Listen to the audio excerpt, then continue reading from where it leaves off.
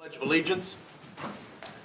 I pledge allegiance to the flag of the United States of America and to the republic for which it stands, one nation, under God, indivisible, with liberty and justice for all.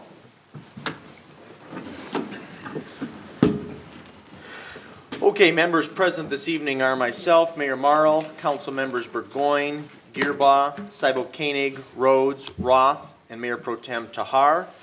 From city staff, we have Clerk Royal, City Engineer Superintendent Rubel, City Treasurer Bennett, Police Chief Rennick, and PCF Superintendent Skull. Parks and Rec Director Carla Scruggs will not be here this evening. At this time, I would seek a motion to approve the agenda as amended. There are going to be several corrections and additions this evening, the first of which will appear on the consent agenda.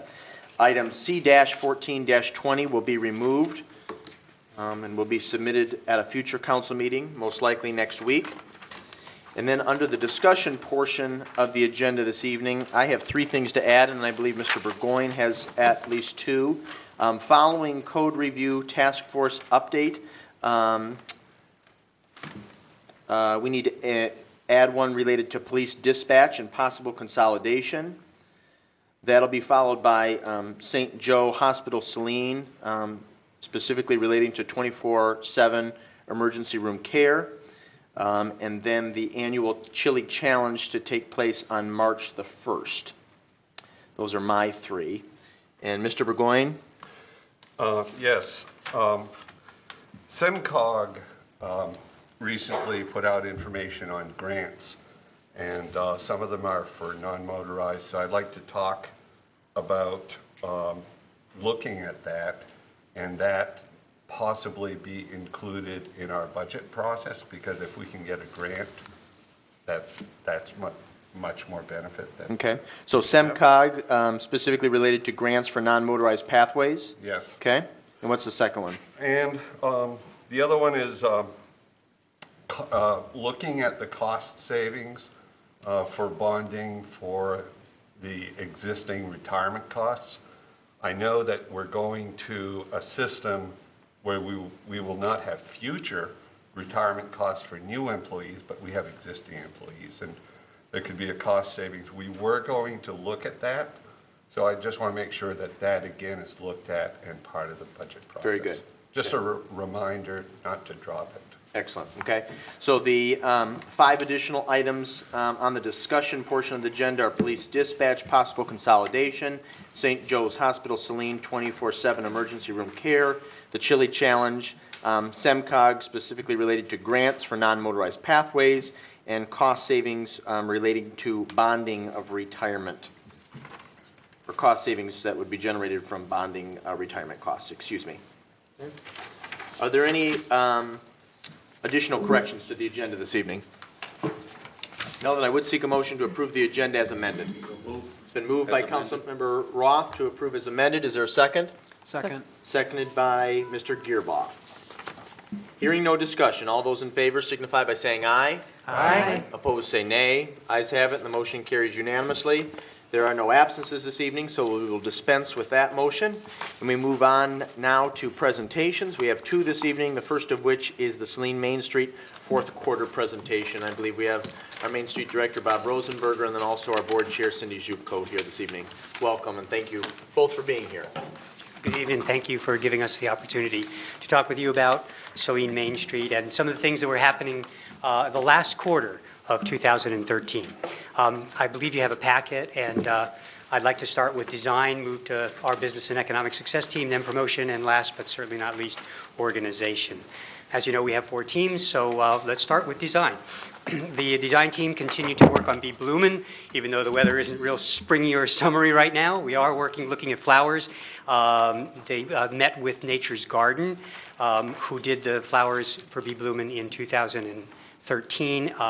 We will work with them again in 2014. Steve from Nature's Garden thought that we had a couple plants die last year, so we're going to try to put more eyes on the plants and keep an eye on them. And if you happen to see one that's wilting or kind of fading or looking a little sick, let us know, and we'll see what we can do so we can catch them before they pass away. We also want to, they've come up with a plan to bill us for watering in total versus by the day, because last year it was very hot, and they wound up having to water a lot more than they thought, and they ate that cost, or donated that cost instead of having us pay it, which was great. We are working on a banner program, the banners that go on the light poles downtown. Some of them are looking a little worn. So we're working with a capstone class at Saline High School on the banner project. We took an inventory at the DPW, and we're looking at examples from a student program in Boulder, Colorado, and also in Palm Springs, California. We continue to work on that through this new quarter as well. There is this really cool old horse watering trough on down at the Depot Museum, and we're looking at working with the Historic Society and Arts and Culture Committee to move that horse trough down to downtown. It was approved, I believe it was in October, by the Arts and Culture Committee. So we will be taking the next steps and coming to you at a future meeting to seek your permission to do that as well. So look forward to that. And scavenger hunt, the gyms, Councilman Roth and Jim Handcamp are taking pictures, or have been taking pictures of interesting, I should say, architectural designs downtown. It's going to be a scavenger hunt. We're going to do one for adults and one for children as well. The Business and Economic Success Team worked on a couple things. We're proud to announce that there are, of course you probably already know this, but there are two new businesses that opened in the fourth quarter of 2013. Main Street Coins and Collectibles, no relation, and Detroit Dog Company on North Ann Arbor. One business did close. That was the Airbrush Tanning and More, which was housed right in front of the Chamber of Commerce at 141 East Michigan. We have a new team leader for the Business and Economic Success Team, and that's Carolyn Price. We're excited to have her on board, and she brings a lot to the table and a lot of leadership to our organization. The BEST team, or the BES, Business and Economic Success Team, worked on work plans for 2014. We have four new plans. Business attraction, we're working with the city and also with the chamber to put together a package that we can give to prospective new business owners. We also want to be sure that we get the information about the market study that was done in 2013 out to the public, so we're putting together a work plan to make that happen. We will be updating, or we are currently updating, the business inventory, and we're working with Councilman Rhodes to do everything we can to help with the development of 147 West Michigan.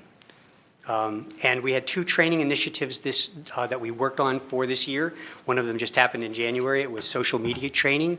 We had Christy Trevorrow, who is the DDA director from Rochester.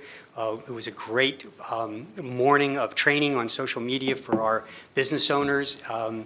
We had 35 people there. We had to move from our office to Mangiamo's upstairs because we had so many people. And then Christy spent time with individual business owners in the afternoon, and it was quite a success. We're also moving the Sparks How to Start a New Business training to Saline. That will be on May 16th. They usually do that in Ypsilanti, but we wanted to bring it to Saline to work with people who are local here as well. The promotion team, we had 4 events in the fourth quarter of 2014, the Wicked Kick and Hoedown, the Scarecrow Contest, Ladies Night Out, and we participated in the Christmas Parade by putting together a float. We had 2 brand new events, Wicked Kick and Hoedown. We packed the house and brought down the barn at the Wicked Kick and Hoedown. It was quite a good time. A lot of fun was had by many, and we collaborated with Dr. Rob Borer, the chiropractor on West Michigan. He had put together a Scarecrow Contest in 2012. He worked with us to expand it. We brought the Scarecrow Contest downtown. We're hoping that that will get larger and more popular as the years go by.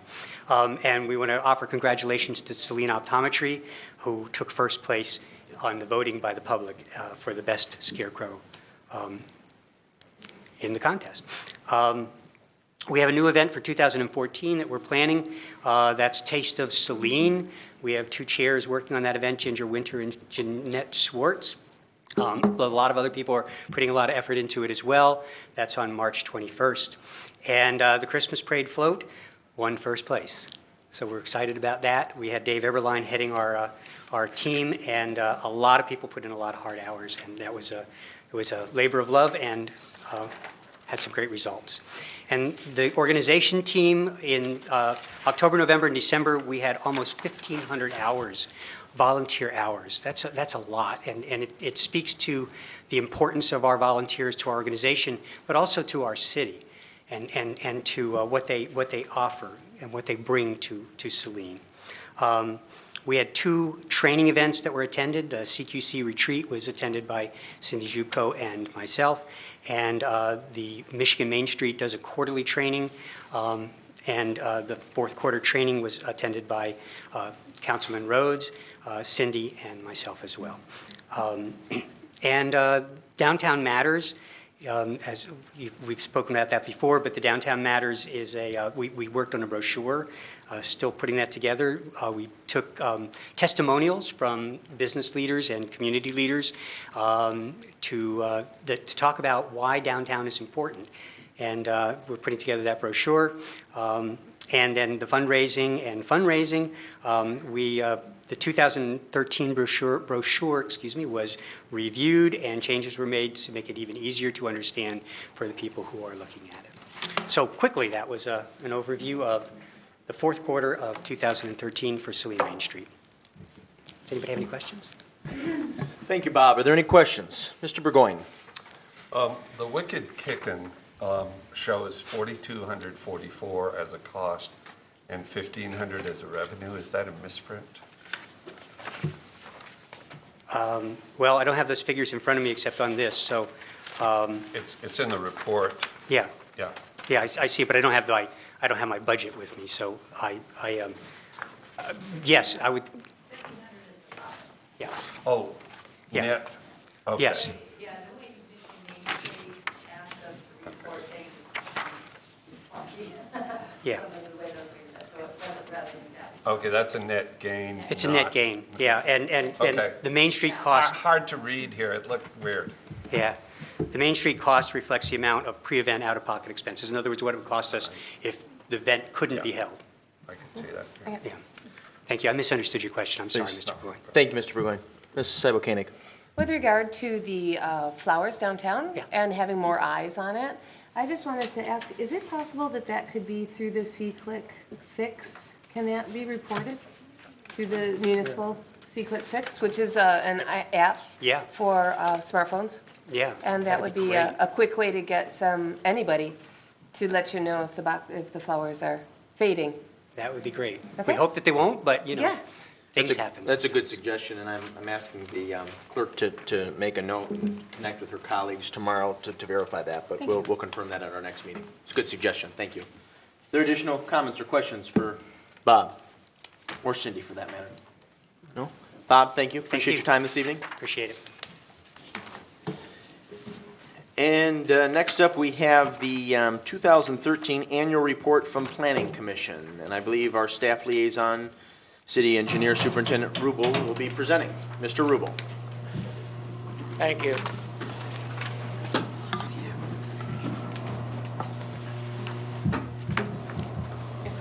No, I moved back.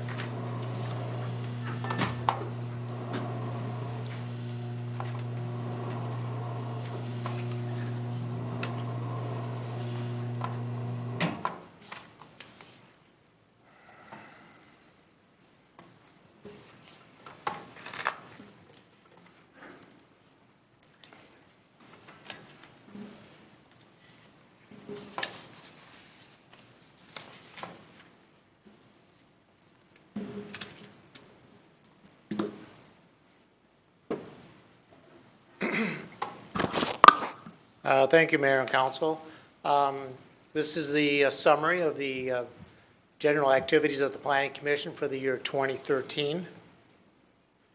And first slide was the 2013 commission members. The chairperson, Jack Seal, Vice Chairperson Stuart Davis, and then the other remaining 7 members of the Planning Commission and the staff representatives.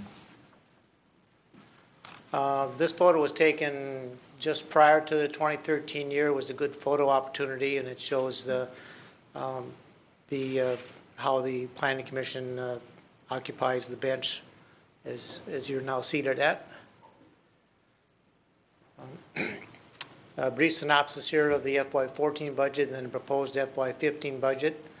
It's just a general operating budget. We estimate these costs are almost the same every year.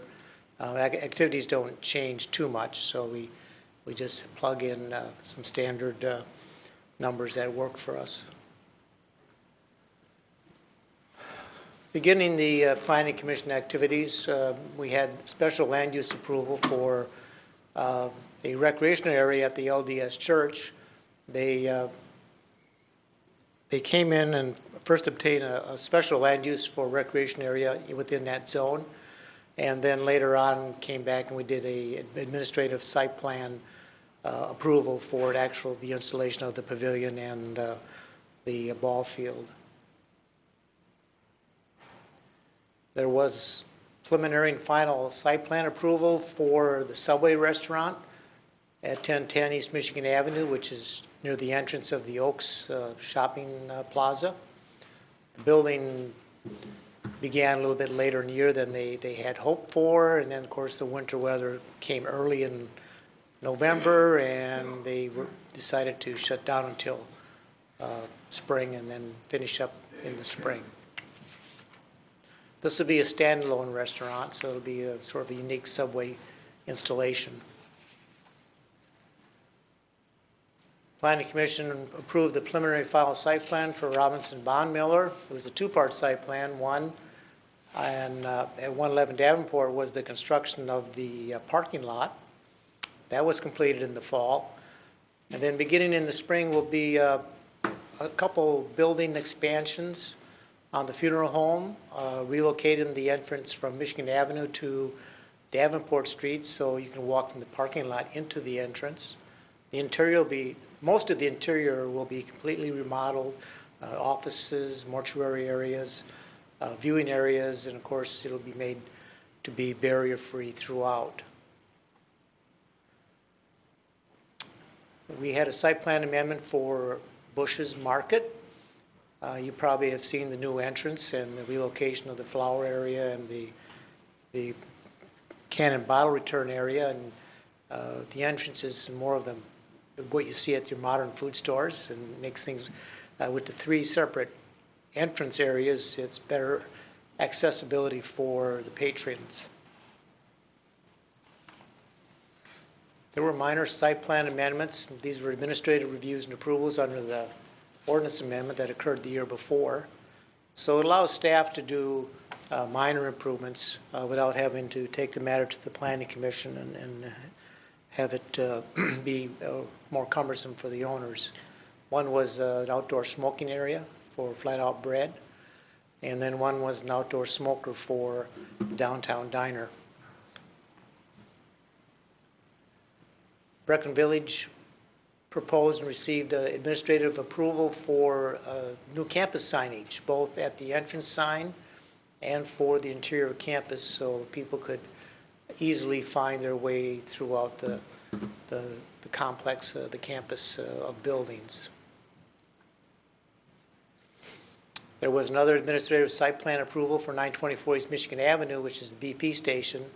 The old car wash is very dilapidated, deteriorating. The new car wash, which is also a modular building, as the old one was being built in Kentucky, but they had problems getting it approved by the Michigan Department of Labor and Standards. So it sort of languished in Kentucky, and now it won't probably be brought up until spring.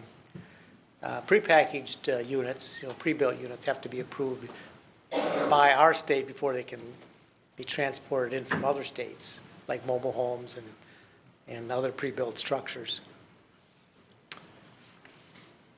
Another administrative review, which followed up on an old site plan approval for Torwood, was installation of a walking path and some small footbridges and in their sort of a nature area.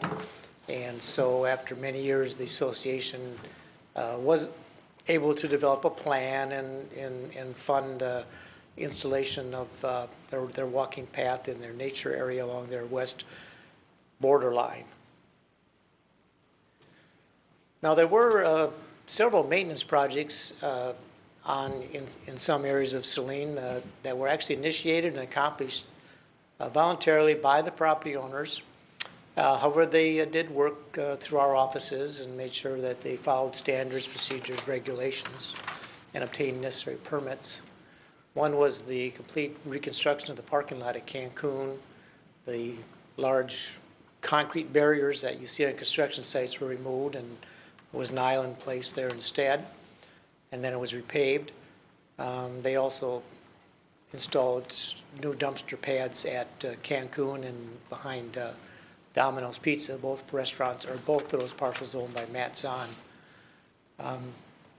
Then Six Trails finally replaced their dumpster enclosures, and they also repaired a very large storm sewer outfall washout area that we had encouraged them to do for several years, and they finally accomplished that.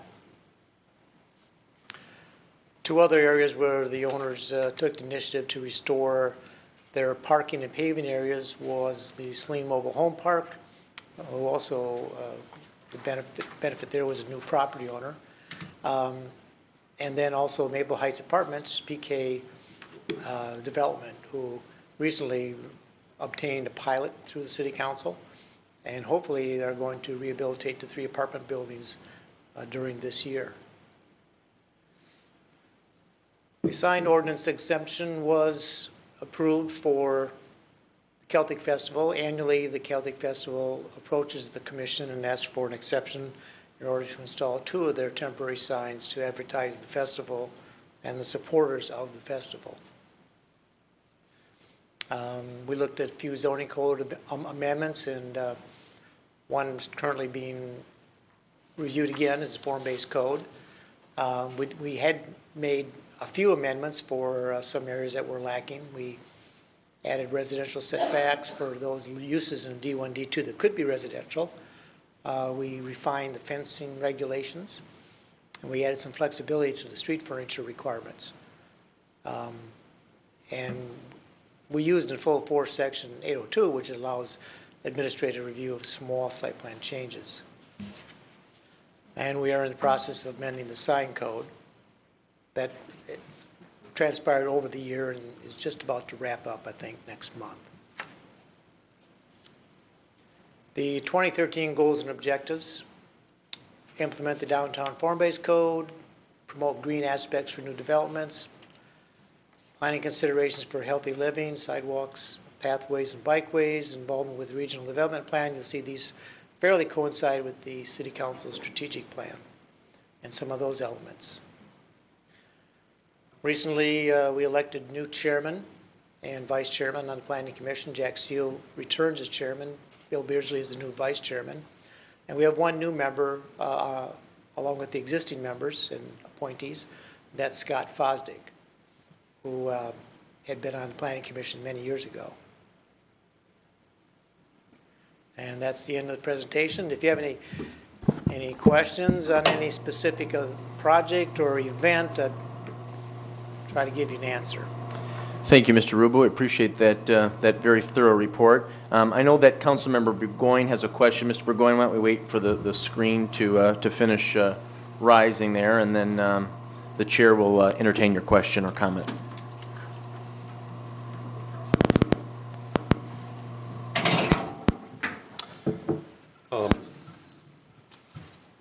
Yeah, I'm not sure.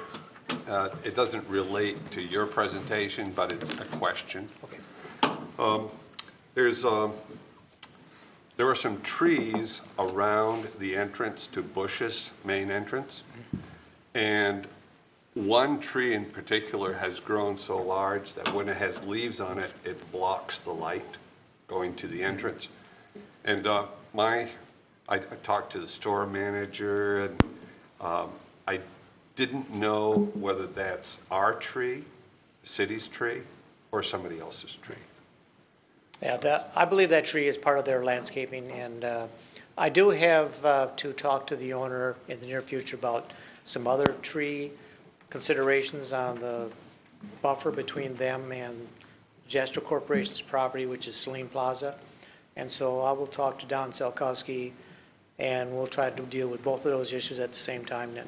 Well, the issue is at the entrance of Bushes from Michigan Avenue, the first tree coming towards town blocks the light onto the entrance. Okay. So I don't know if it can just be removed or whatever. Thank We you. can Appreciate you look following into up on that. that, Mr. Rubel. Did you have any additional questions, Mr. Burgoyne? No? Thank you, sir. Any additional comments or questions for Mr. Rubel? Mr. Rhodes? Just a comment. I wanted to thank Mr. Rubel and the rest of the Planning Commission for all of their work on in reviewing various items over this past year, and look forward to continuing to provide input to the commission in this year. Thank you. Thank you, Thank you. Mr. Rubel, or thank you, Mr. Rhodes, excuse me. And I would just add that, as Mr. Rubel alluded to, it's a great group of citizens who actively participate in civic affairs. It's a group that has a lot of cohesion, a lot of history, and Catherine Skull's a tremendous asset to that group, but so too is Mr. Rubel and our recording secretary, Assistant Clerk Tahan. So thank you for all your efforts. Thank you. If there's nothing further, thank you, Mr. Rubel. We will move on to citizen comments on agenda items. Under the Open Meetings Act, any citizen may come forward at this time and make comment or question on an item that appears on this agenda. Comments will be limited to 3 minutes per person. Anyone who would like to speak is requested, but not required, to state his or her name and address for the record. Mary Hess, and I would like to address the study or the looking into possibly reducing the dispatchers from the Saline Police Department. Over a year ago, this was looked at, and I think the public and the taxpayers and the citizens of Saline were very unhappy that it was not brought to the attention of the public while all the work was being done as far as, and no one knew what was going on. Part of the council's responsibility, I would think, is to make the citizens knowledgeable of things that is going to be a benefit to them. It definitely was not warranted a year ago, and with this coming up, and I heard it through the grapevine, and as the chief said, we wanted to talk, and I heard it before the police department was talked to. And there are many things that have been brought out with logic of questions. It would have been nice, I don't know when, 4 council members gave direction to the city manager or approved him looking into this with the time, but at that point it should have came to the public, being the FYI paper that came with our water bill, that we're looking into it. If it's only the police department opposed to other areas, or in the state of the city. And Brian, you said, Mayor, you said that definitely this was something that was going to be addressed. I think that you had an obligation with council to have told the citizens first. Our health and our safety is very, very important to the city. And there was a questionnaire sent out a couple of years ago, and the taxpayers said they would pay more for water and fire and police. And as you said, you're not really keen on studies. The only thing is, popularity also elects council members too. So I mean, it's something to look at as far as what do they think. I think there are many questions that have a right to be addressed because there's many concerns. And I'm disappointed that it was brought late and apparently was pretty well on its way. Of course, the only reason it didn't a year ago is because the police contract was apparently not looked at closely. Safety is very important, and I know when we're talking about the flowers uptown and certain things that I think safety, if you ask the people, is first and foremost where our taxes should be going. Thank you. Thank you, Mrs. Hess. There are additional citizen comments? No, then we move on to the consent agenda. The following consent agenda will normally be adopted without discussion. However, at the request of any citizen or council member, any item may be removed from the consent agenda for council discussion. Is there a motion? So moved.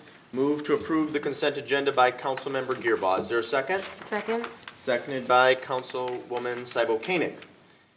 Hearing no discussion, all those in favor signify by saying aye. Aye. Opposed, say nay. Ayes have it, the motion carries unanimously.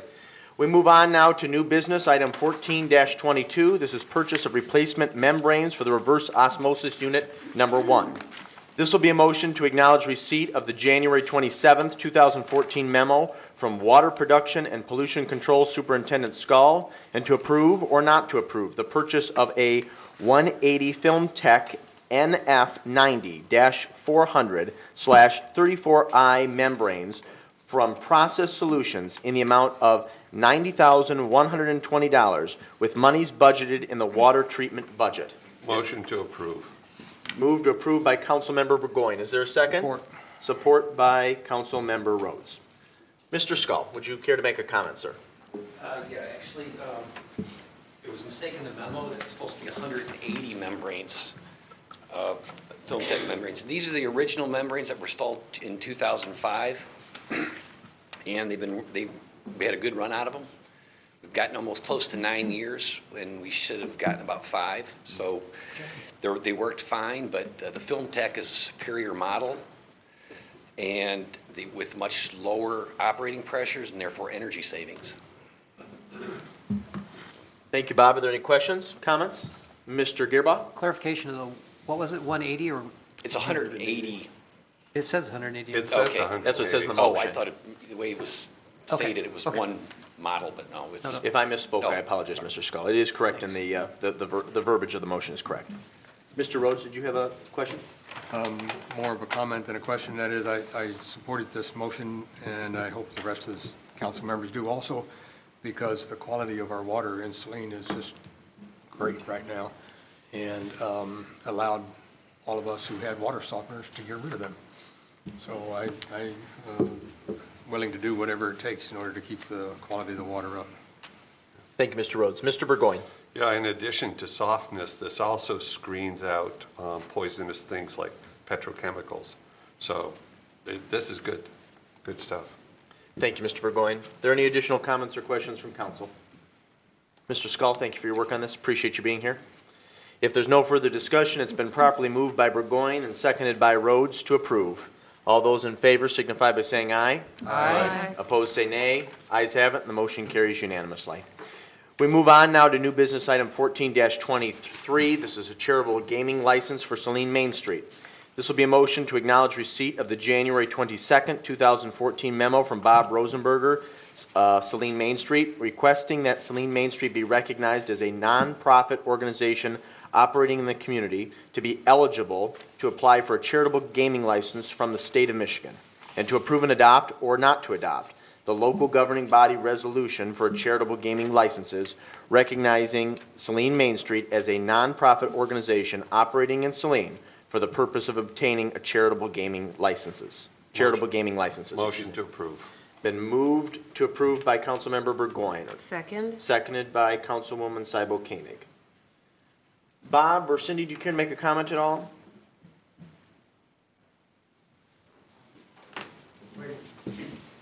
It's just an opportunity for us to do raffles and drawings and add a little excitement.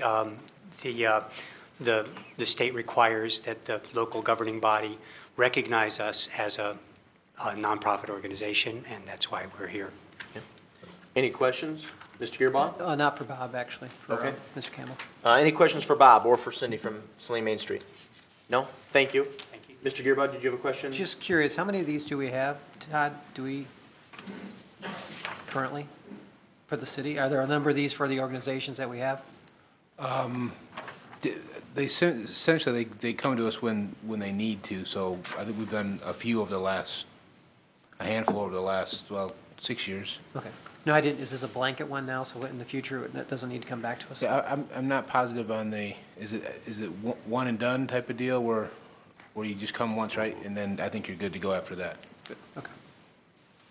Anything further, Mr. Gearba? Nope. Okay, thank you, sir. Additional comments or questions for staff? No, then we'll proceed to vote. It's been properly moved by Mr. Burgoyne, seconded by Councilwoman Cybo Koenig to approve. All those in favor signify by saying aye. Aye. Opposed, say nay. Ayes have it, and the motion carries unanimously. We move on now to new business item 14-24. This is a wastewater treatment plant rehab project, contractor pay request number 3. This will be a motion to acknowledge receipt of the January 21st, 2014 memo from City Superintendent Engineer Rubel, and to approve or not to approve the wastewater treatment rehab project contractor pay request number 3 to FHC in the amount of $213,351.30. Is there a motion? Move to approve. Been moved to approve by Rhodes. Is there a second? Second. Seconded by Mayor Pro Tem Tahar. Mr. Rubel, do you care to comment at all? Thank you, Mayor. Just a brief summary here. It's just a normal pay request, nothing really interesting at this point or significant until we can process another change request or anything new that's come up with the contractor. We do have a progress meeting scheduled for this week, and what we plan to do is talk about the impacts of the weather on both the program and on any of the construction costs. So we're going to have that discussion on Wednesday. I did attach a couple of photo pages for you with some captions this time because there were so many various kinds of work and you needed some more basic information other than just a photograph. So Tim Ard furnished captions for the photographs that he also furnished, and I selected from a group of 60 some of the better and more descriptive photographs. So the work is proceeding despite the weather. We just want to head off any problems we might encounter due to weather implications now rather than lose track of them and argue them at the end of the season, and try to address any issues that come up now and sort of set a basis for any of those issues if there are any. So we are progressing on the project. Very good. Thank you, Mr. Rubel. Are there any questions for city staff? Mr. Gearba and then Mr. Rhodes. Just a question about the change order number 2. Will that be also adjusting for the $24,000 savings that apparently we're not going to be spending in concrete?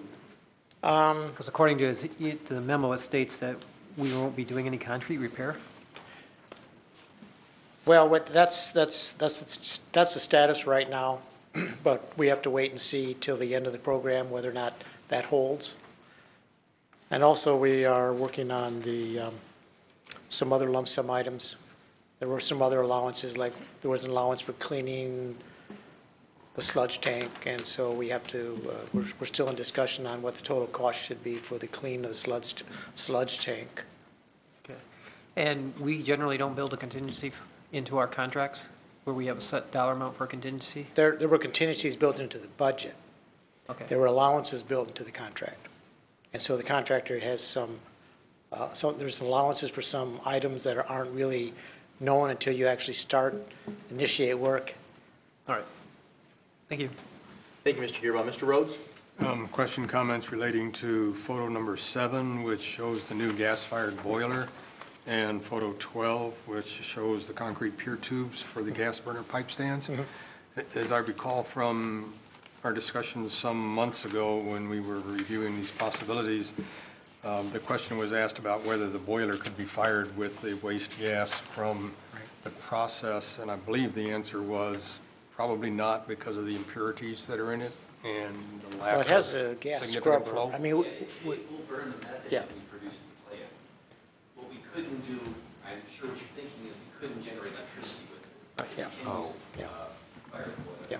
Okay, and it will in fact be used to fire this boiler? Correct. So it's not natural gas, it's Well, methane? it's dual fuel. Both. We can use natural gas if we need to augment methane, but it's predominantly methane. Okay, and then the quantity of piers that are shown in number 12 for gas burner pipe stands, are there really going to be that many of them?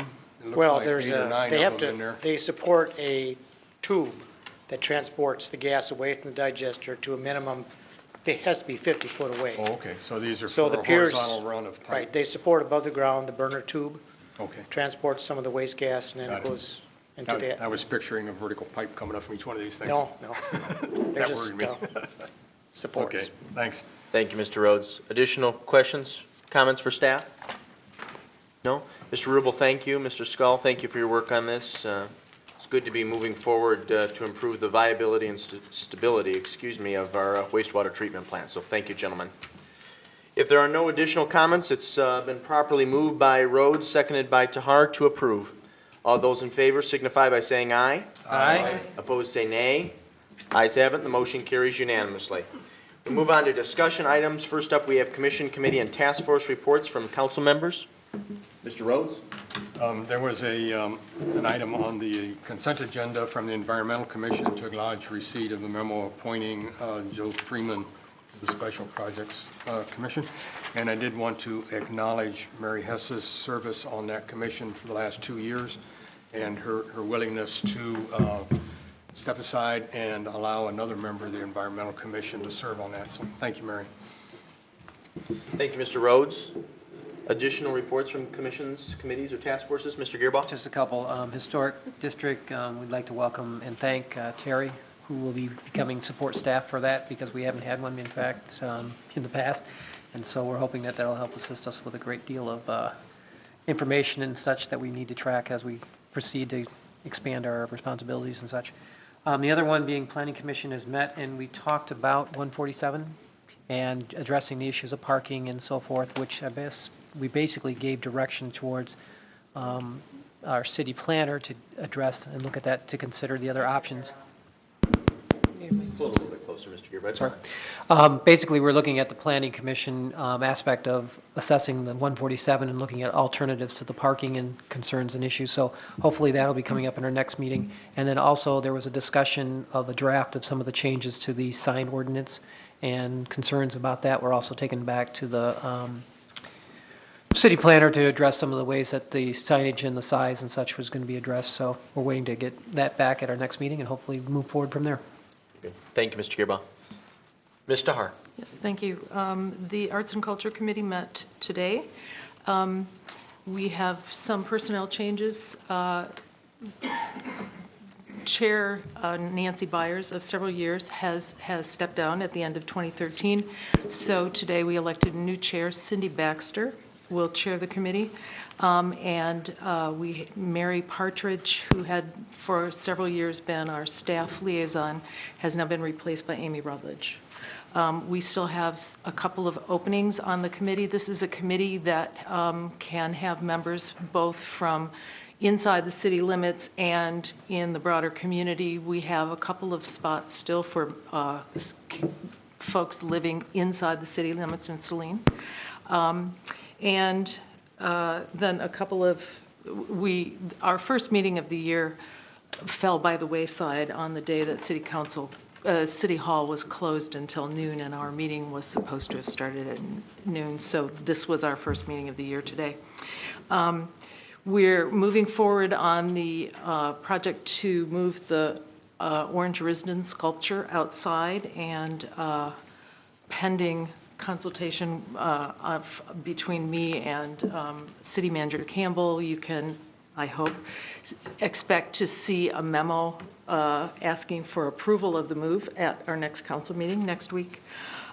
We also went back to the discussion of the horse trough that Mr. Rosenberger alluded to earlier in his report. And I'll just say the Historical Society came to the Arts and Culture Committee in October with the idea of installing this horse trough in a location that had previously been occupied by one of the sculptures in the sculpture walk. And we endorsed the concept, but we're also very clear that it was not our within our purview or authority to actually approve that installation.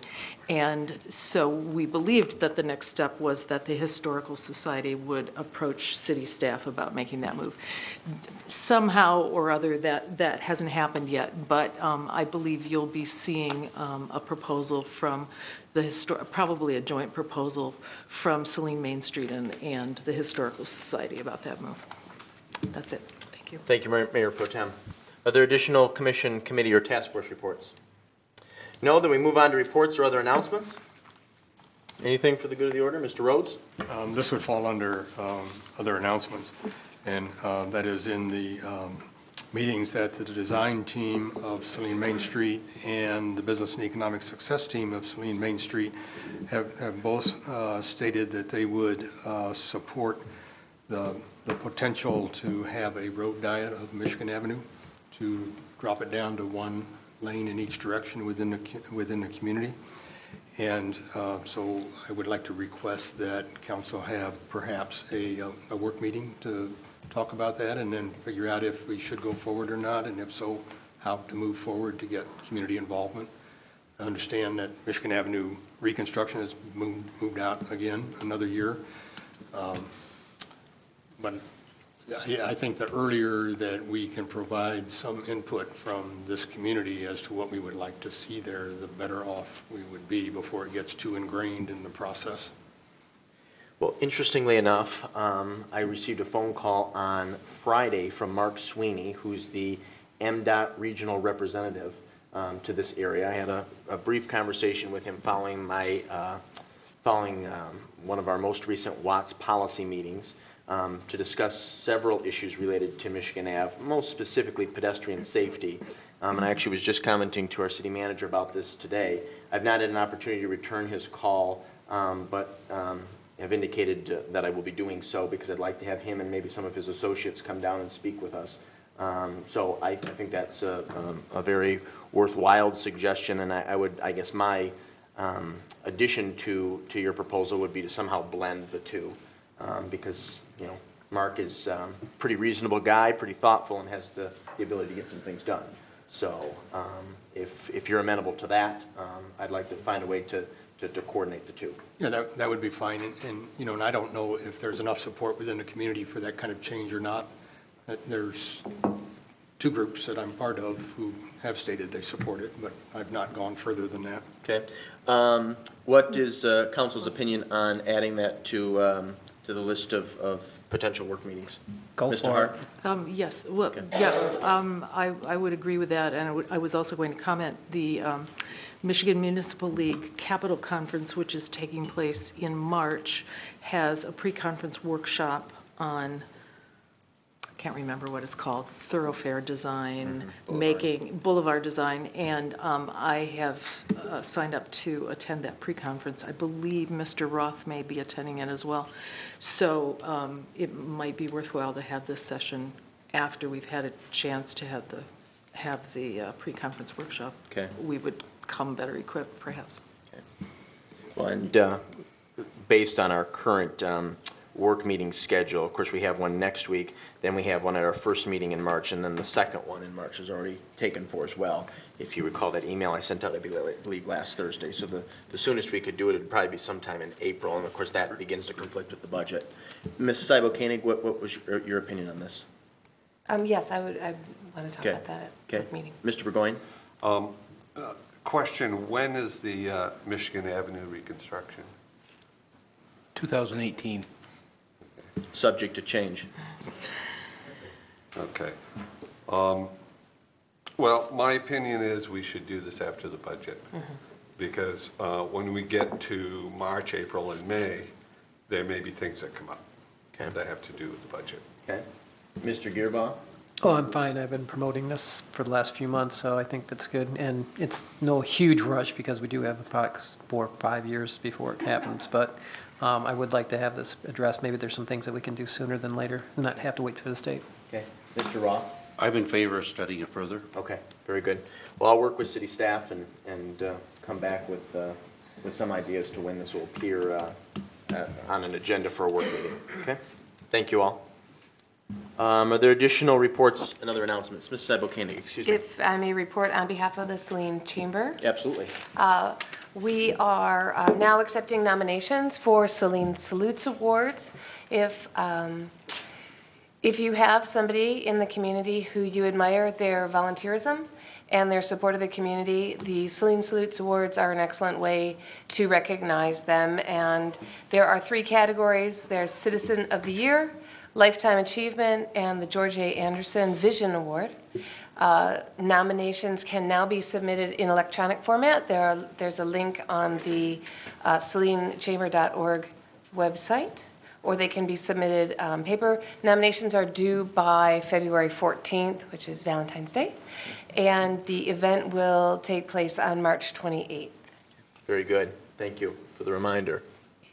So it's a wonderful event, and it's always great to see some really extraordinary volunteers recognized for their contributions. Thank you for reminding us of that. Are there any other announcements? No, then we move on to the Code Review Task Force, and I have to apologize, colleagues, this is actually supposed to include Code Review Task Force update and then also code enforcement in general. Wanted to let you all know, unless I'm mistaken, the Code and Ordinance Review Task Force will have their initial kickoff meeting tomorrow evening. You may recall that Councilmember Rhodes and Mayor Pro Tem Linda Tahar are on that task force, along with City Manager Campbell, Engineer Rubel, and our City Attorney Scott Smith, and of course our former colleague and our former Mayor Pat Little chairs that group, and they're also joined by Bill Beardsley from Planning Commission and Bill Smith and Kim Rhodes from the business community. Do want to make sure that everyone knows that there will be ample opportunity for individuals who are not part of that task force to provide feedback and commentary, and there will be there will be an article related to this task force in one of our upcoming FYI newsletters.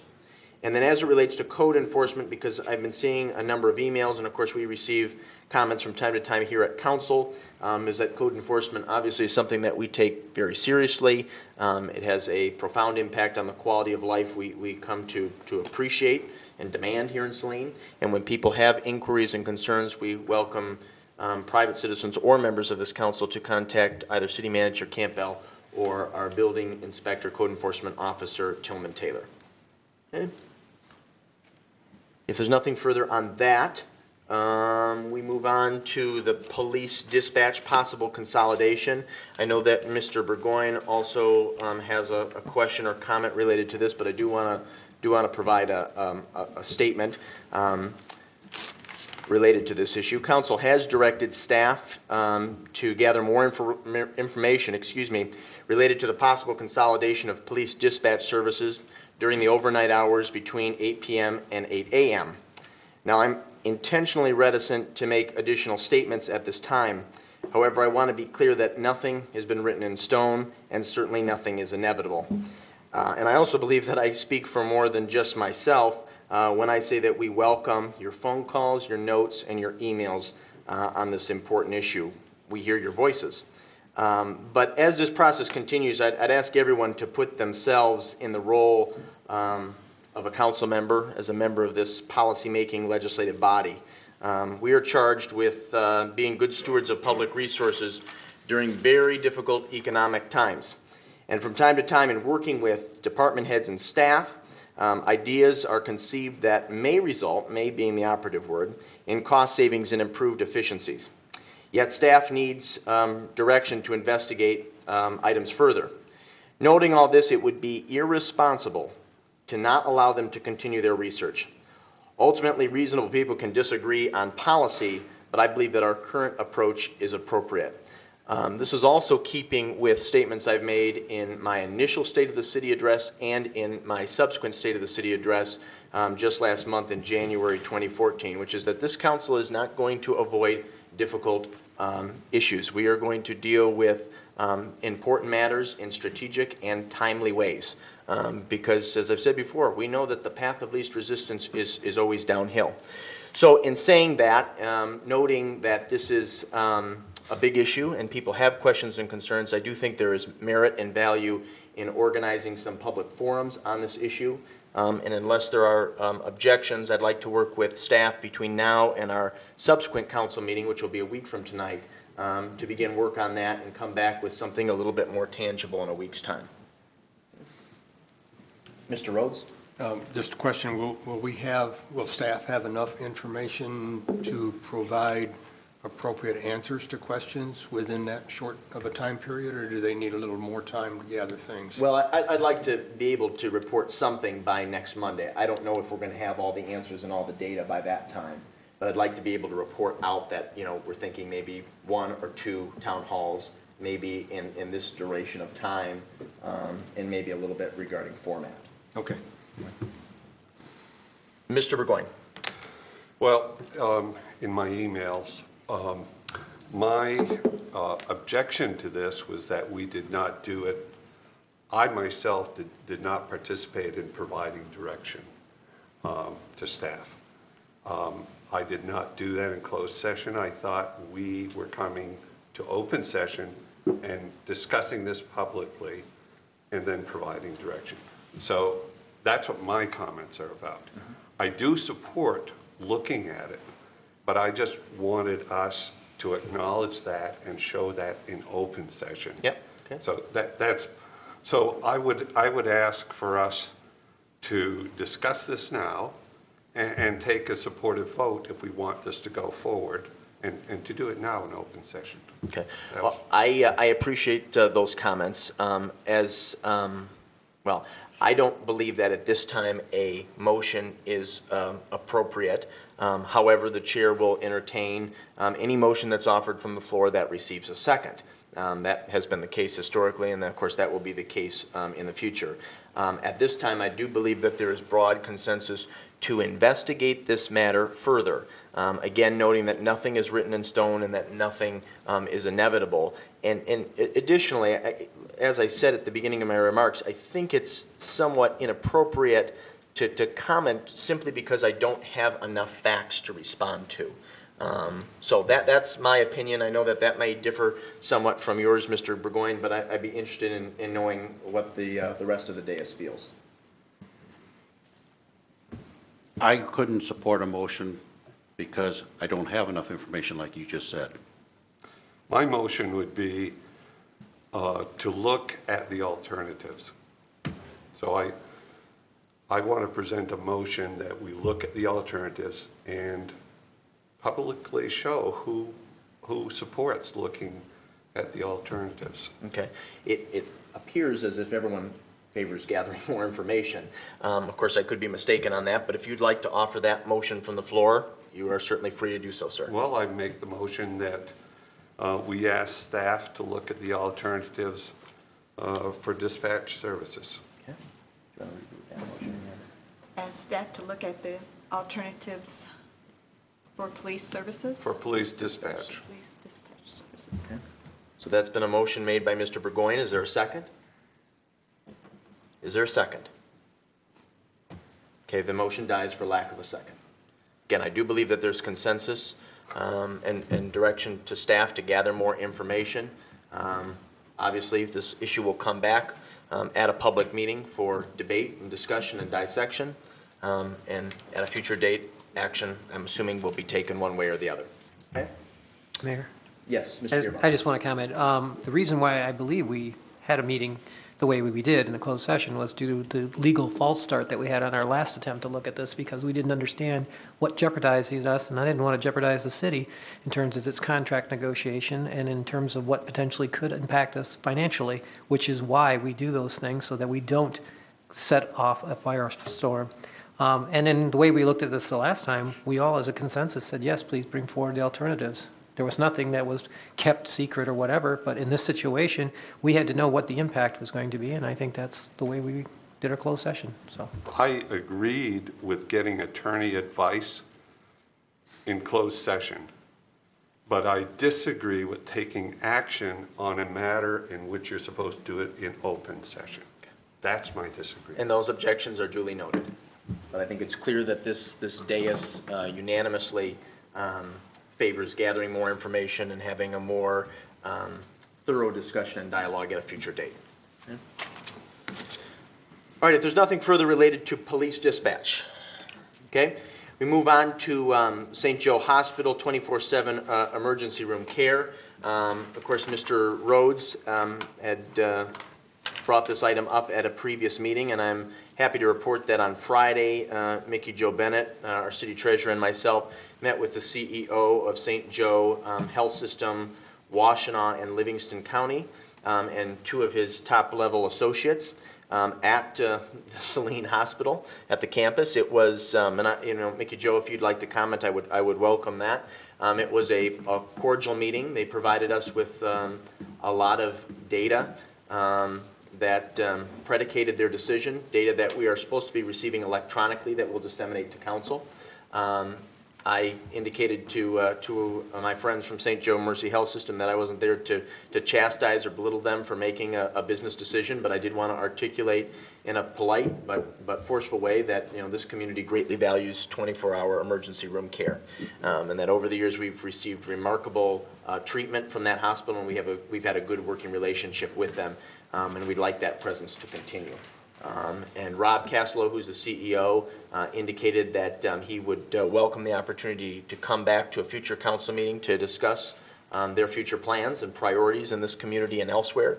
And I said I believe that we would take him up on that offer, but I wanted to share that with council first. So that's my update. Mickey Jo, do you have anything that you'd like to add? No? Okay. I'm assuming there are no objections to inviting him and some of his associates here to an upcoming meeting?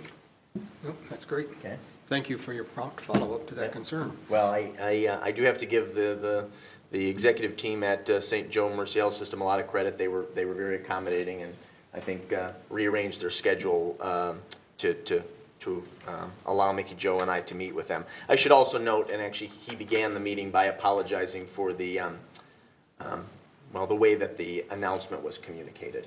And so I appreciated that, and I said that had been one of my issues in the past, and that, we understand that there are occasions where you have to accept difficult statements, and the news is not welcomed, but it would have been nice to know directly. So we will work to invite him and his staff to one of our upcoming meetings.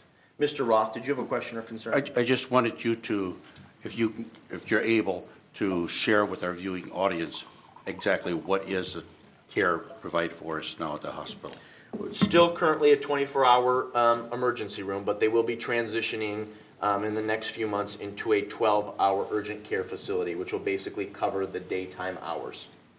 And they are, and although I cannot get into specifics, but I did mention this, I think, at one of our previous council meetings, they are looking to partner with some other entities to utilize some of the space that they will be vacating. And I think they have some very, very promising leads. Thank you. They indicated that they would be in that space for the foreseeable future, but also that they would be looking to, at some point, relocate to, I believe it was their words were sort of a more prominent strategic location, something on US 12. Thank you. Yep. Okay, if there's nothing further on that, on a lighter note, the Teen Center, the Saline Teen Center, for I think the last 4 years, has hosted and organized a chili challenge to raise funds for their entity and also to raise funds for a community charity. And I've participated in the past, and so has Jody Roberts from Saline Park and Rec. And they're rearranging things a little bit this year, and instead of having an individual participate, they're trying to encourage teams to participate. So I actually talked to Jody today. I was over, had a meeting at the rec center, and she and I think there's merit in having a City of Saline team to help drive out turnout and maybe get a few more hands in the kitchen to create a enjoyable chili. I should note that I think Jody won the first year that this contest was administered. And so the way it works is you make a chili, the public is invited, and the public votes by putting dollars or change into a bucket adjacent to your chili, and then the money is tallied up, and the person who has the most money, they divide the cumulative amount between their charity and the Teen Center. It's a lot of fun. I know Cindy Zhubko has participated in the past as well. It's a blast. That's on March the 1st at the Teen Center. And so I'll send out a subsequent email, and if there are people who are interested in participating, we would welcome that. Anything you can do to help us drive turnout to the event, that would be appreciated as well. And then in speaking to Jody, we wanted to have the, if we happen to win, be blessed enough to win, we'd like it to benefit a Saline entity, so we were thinking of the Saline Youth Council. So unless there are no objections, or unless people have any questions off the bat, I'll send out a subsequent email on this. Mr. Roth? I do have a question, just for clarification. You say Saline Teen Center, do you mean Fifth Corner? Excuse me, yes. Thank you. Yep, thank you for clarifying. Okay. Okay, that's it for me. I think we move on to Mr. Burgoyne. You have a SEMCOG, you had a SEMCOG grants for non-motorized pathways. I'll turn it over to you, sir. SEMCOG is talking about two types of grant opportunities. One of them is $5 million for alternatives to motorized, which is not only non-motorized paths, but, you know, the alternative transportation. So we have a non-motorized plan, and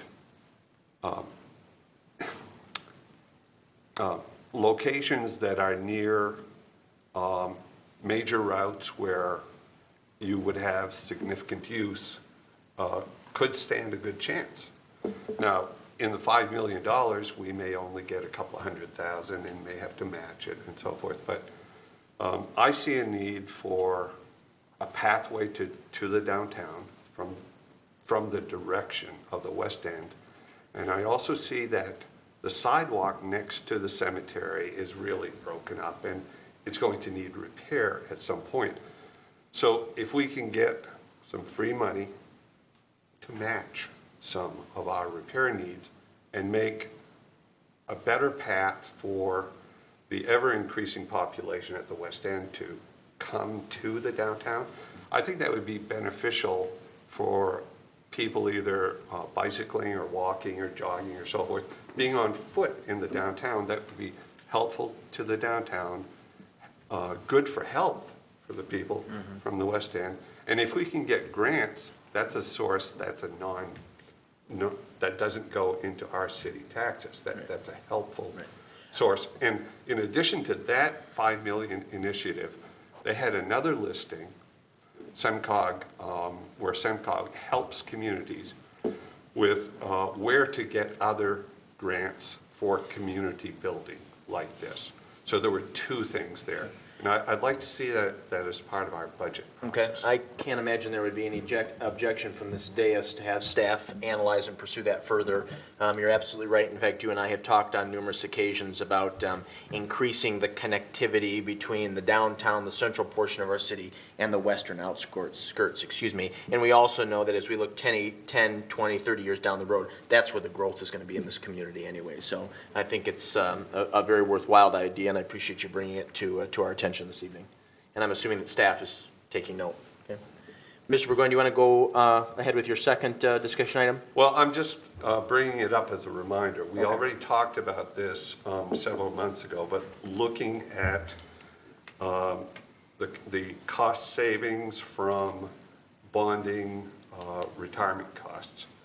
And I know that we're transitioning to a point where we are just matching now for new employees their retirement savings accounts and so forth. We're just matching while they're here, and we will not have future retirement costs for the new employees.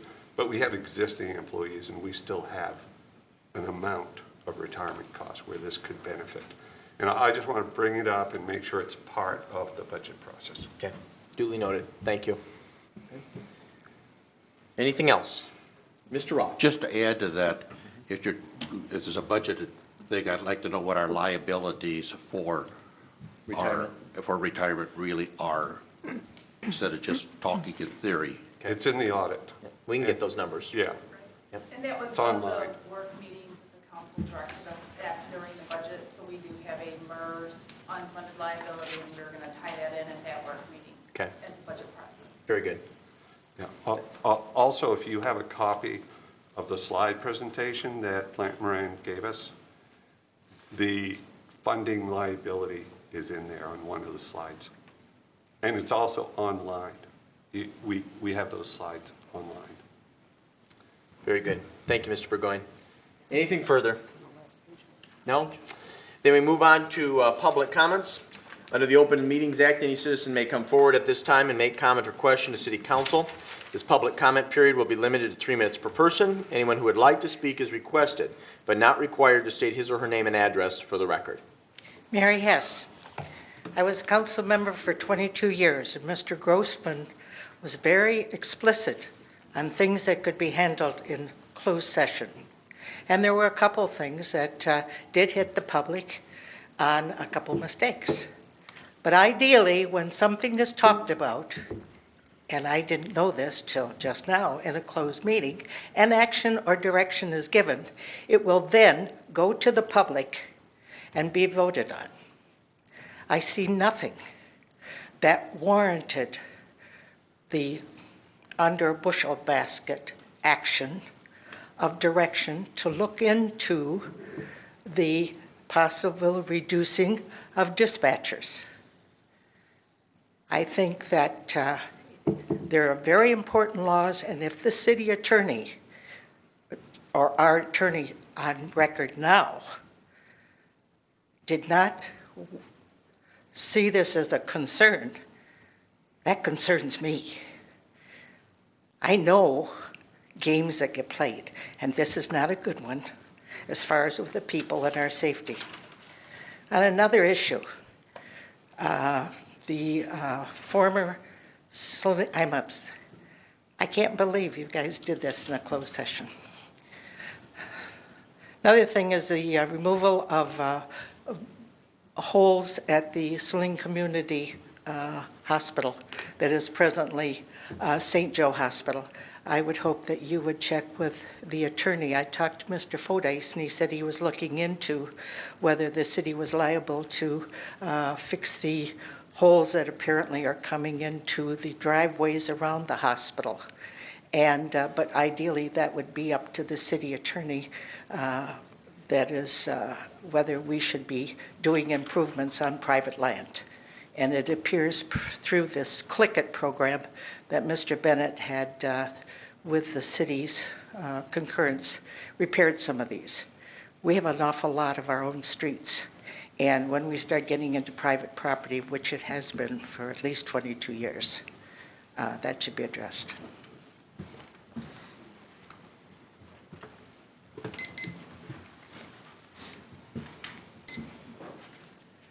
Mary LaRonas, 373 West Bennett.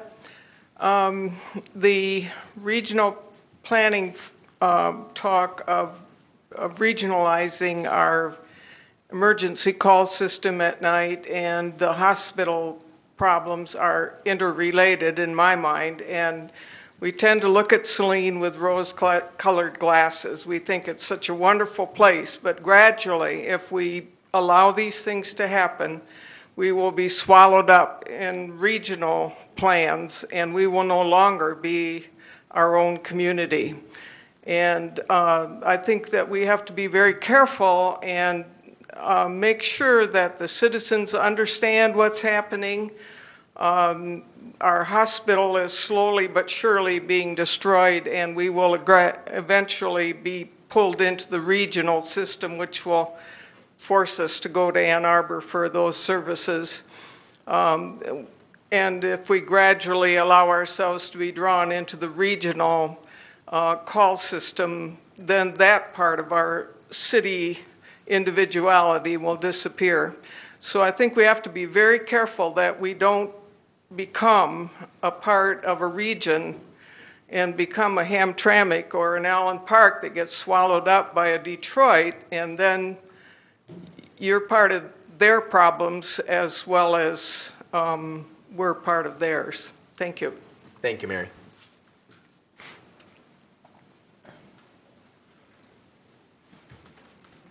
Bob Rosenberger, Saline Main Street. I have 3 quick items, if I may. First, we'd like to invite everyone to our annual celebration of volunteers and sponsors and a really rapid review of 2013 Saline Main Street. It's on February 27th. That's a Thursday. We're starting with a meet and greet at 6 p.m. at Stone Arch.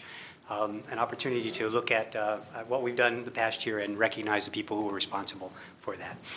Second, I was remiss when I spoke earlier. I didn't tell you that we were accredited by National Main Street Organization in 2013 in the fourth quarter, and that's quite an accomplishment. I'm real proud of all of our volunteers and the people who work so hard. Very rarely does a first-year community get that honor, so I'm real excited about that. And third, excited to hear also that the city is considering doing the Chili Challenge. Main Street is involved, and here we go. Game's on. Thank you, Bob. Are there additional citizen comments? Hi, I'm Sandy Wood. I live in Manchester. I'm a dispatcher. I would just urge you, before you make a decision about this, to maybe talk to the dispatchers to find out what we really do. I don't think that you know all the things that we do, or that Todd knows anything that we do. We touch a lot of lives here for people. We have a fantastic dispatch.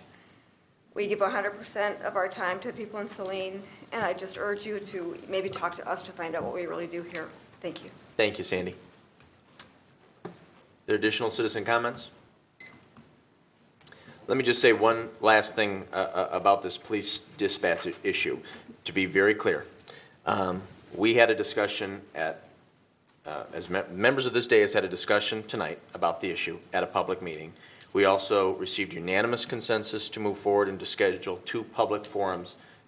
multiple public forums, to discuss this issue in the future. This council, the city, have been very transparent on this issue.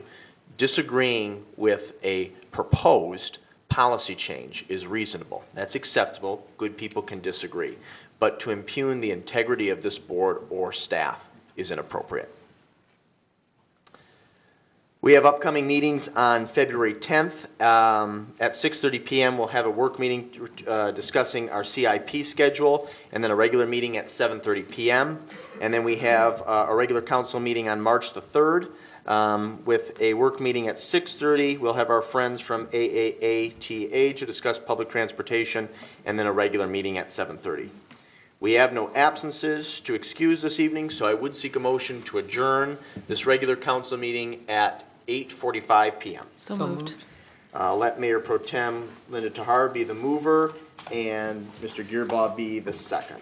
All those in favor signify by saying aye. Aye. Opposed say nay. Ayes have it. The motion carries unanimously.